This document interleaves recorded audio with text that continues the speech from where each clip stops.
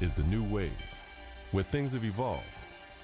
The game ain't the same as it once was. This is NBA Live. Here, you can be the one and shine like the league's best. Anybody can get shook or dunked on or crossed up. And your newfound control over your strength, skills, and style is a beautiful thing. So do you want to be the one or the one who gets left behind? You have the ability to dominate on both ends of the court.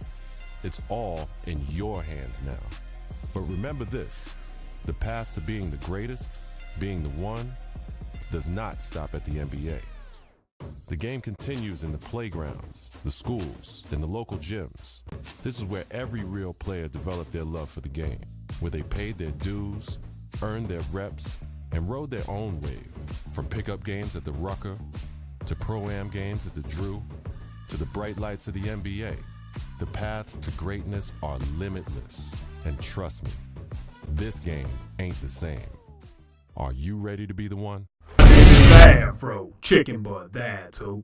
What's going on, guys? It's AfroChickenbutt bringing you some NBA Live 18 gameplay. Let's go ahead and select the Wizards, my hometown team. So NBA Live's got some negative press in the past 3 to 5 years. So we'll see if they can actually turn it around.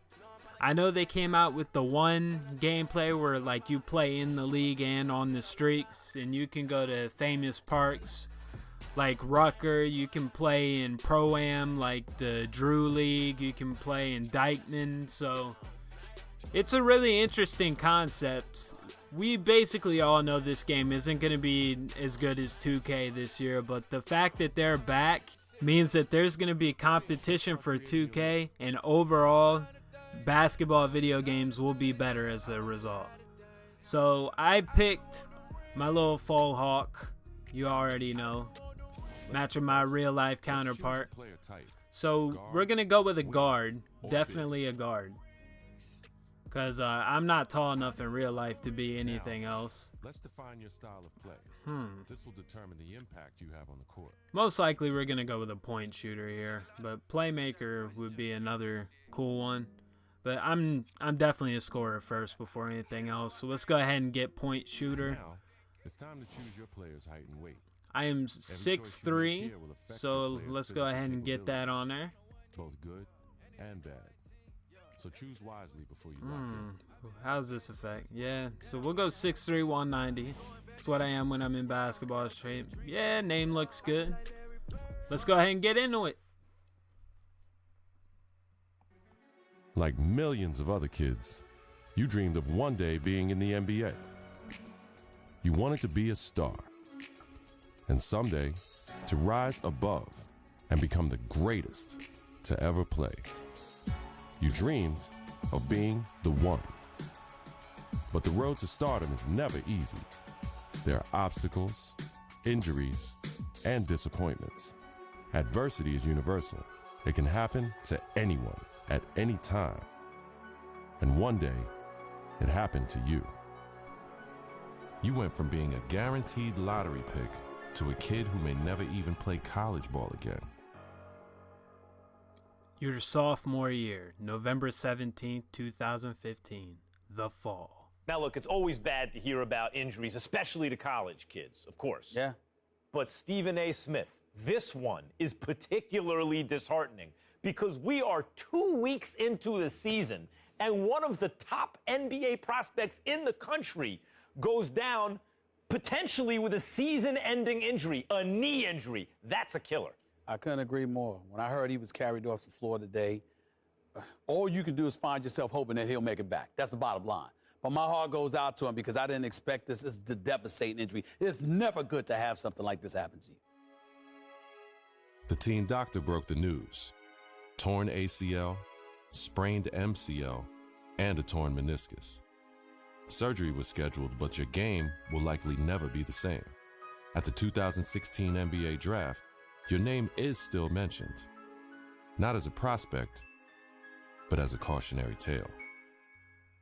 7 months later, June 24th, 2016, the return. Now, there's another huge story in this year's draft. A record number of underclassmen, 30 of them, undrafted.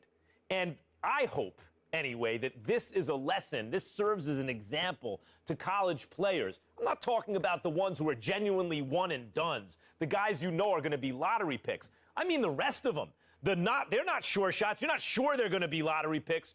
Don't just use the college system for a year thinking you're going to bounce. It doesn't work like that. Please. If you don't have the talent, it doesn't work. You got to be cultivated in the system. Please. There you go again with your blanket generalizations. You know how you are, oh, Max. The woe is me. Oh, my Lord. I can't take it. I just can't take it. It's a case-by-case basis. You can't just blanketly decide this should not be one and dones or this should be one and dones. You got to go on a case-by-case basis. Some dudes deserve to be one and dones. Some people don't. It's on a case-by-case basis. And that is my point. Thank you for making it for me. Every kid thinks they're the exception to the rule. And members of the media like, Stephen A. Smith, are encouraging these kids to come out early. Look, Max, bottom line is this. You got to take this into consideration. You had two dudes. They were called the Height brothers. Now, you had Nick Howard. This kid had a lot of promise. What does he do? He goes to college. Very uneventful first year, no doubt. The second year, he was pretty good. Here's the problem. The NBA, it's not about pretty good. You need to be great on the collegiate level, on the prep level, in summer leagues and what have you, in order for you to get the stature that you deserve. That's the bottom line. You're pretty good ain't good enough to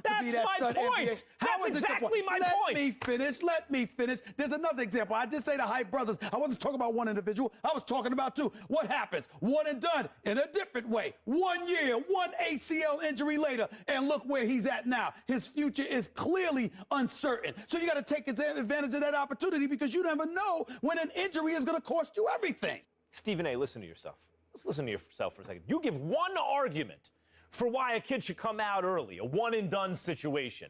I can give you 30 arguments this morning alone why they should stay in school. And now you have to wonder what a kid like Nick Howard, who has given up his college eligibility, does next. What does he do next? First of all, don't sweat the technique. The argument, or one argument, as long as it's strong enough, that's all that matters. That's number one. Number two, the Height brothers was something special. What they really, really need to do. I'm going to tell you what they need to do, Max. They need to get back to playing together. My sources are telling me the ACL injury has been completely healed. So go on a pro-am circuit. Go in summer leagues. Do what you got to do to get back on the court together to remind everybody of what you once were. Because once you pull that off, the sky's the limit. That's what they need to do. Get back to playing ball together, because when people see what you can do as one, the other arguments don't really matter. Like I said, don't sweat the technique.